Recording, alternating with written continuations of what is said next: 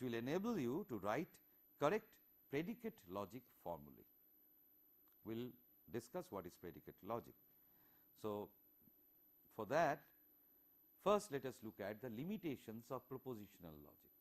Why do we need another form of logic when we had propositional logic? So, the limitations of propositional logic are or will be evident from this statement. Consider the following argument that I am making. All dogs are faithful. Tommy is a dog, therefore, Tommy is faithful. Okay? That is a quite understandable argument. All dogs are faithful. Tommy is a dog, therefore, Tommy is faithful. Now, how to represent and infer this in propositional logic? Let us try. Suppose P is the proposition all dogs are faithful. Okay? That stands for all dogs are faithful. And Q is a proposition that says Tommy is a dog. But can I combine all dogs are faithful, all dogs, and how do I capture, how do I know that Tommy belongs to this all dogs? So, if all dogs are faithful is true, then Tommy is also covered over there. If I had said, I mean, this all dogs is covering other dogs other than Tommy. So, P and Q, can I say using this Tommy is faithful? No, we cannot infer this in propositional logic, because propositional logic here there are two different constants, two different things, Tommy and all dogs, they are different. Okay? I do not know what all dogs mean. I means maybe you and me will understand, but remember that when we are talking of logic, we are talking of a mechanical methodology that will work irrespective of my subjective interpretation. Okay? So, we have to do it mechanically. Let us see a couple of more examples. Tom is a hard-working student.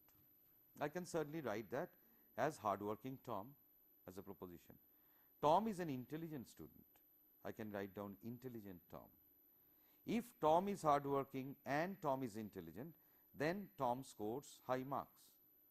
So, this is also an implication proposition, and I can write it as hardworking Tom and intelligent Tom implies that scores high marks Tom. Fine, no problem up to this. But what about John and Jill?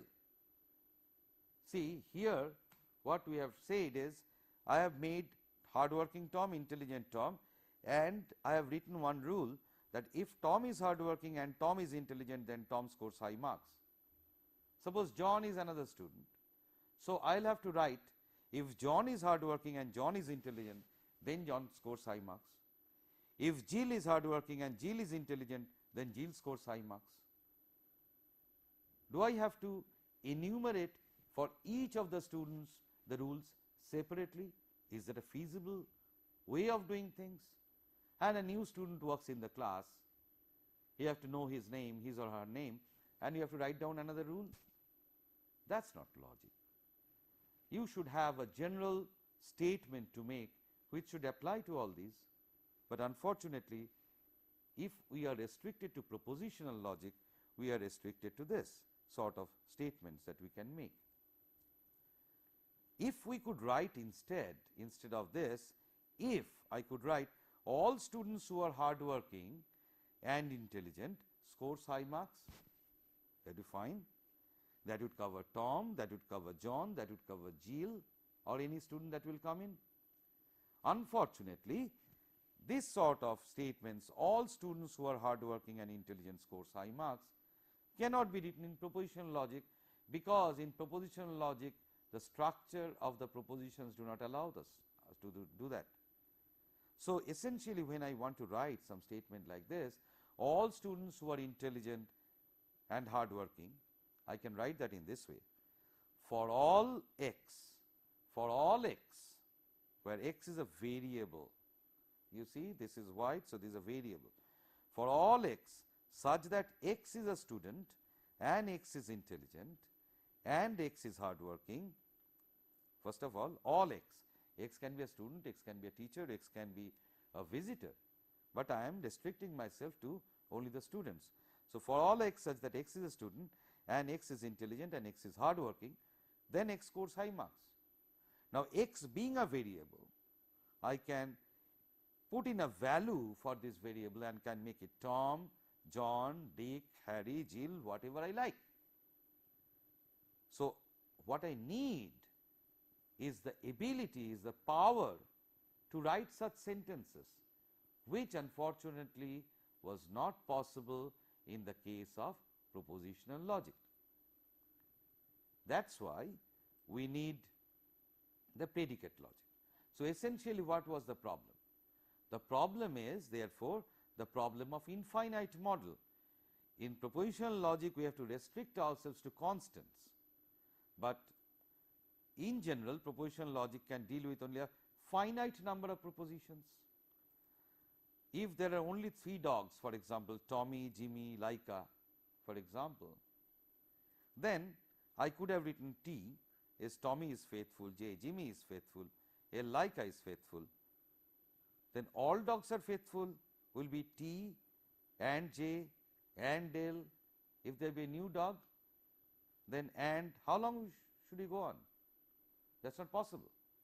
Okay. So, that is the finiteness of the statements, and also even for Tommy, Jimmy and Laika, I have to write separate propositions and I have to do this conjunction. That is where the problem of propositional logic lies. So, what if there were infinite number of dogs? I would have faced a problem. So, therefore, we move to the new thing called first order logic. First order logic or predicate logic can be considered to be a generalization of whatever propositional logic we have understood, and it allows us to express and infer facts over in larger infinite models. For example, all men are mortal, some birds cannot fly, at least one planet has life on it. Going back to the quiz statement, all mammals drink milk, all mammals are mortal. All those statements I can do, these sort of statements I can do in predicate logic, first order logic or predicate logic, but not in propositional logic. So, what is added in first order logic? In first order logic, in addition to propositional logic, we have got the concept of variables and we have got concepts of quantifiers, which we will explain now. The syntax of first order logic, can be defined in terms of terms, predicates and quantifiers. Okay? We can express them in terms of 3 things: terms, predicates and quantifiers. I will explain each of them one by one now. What is a term?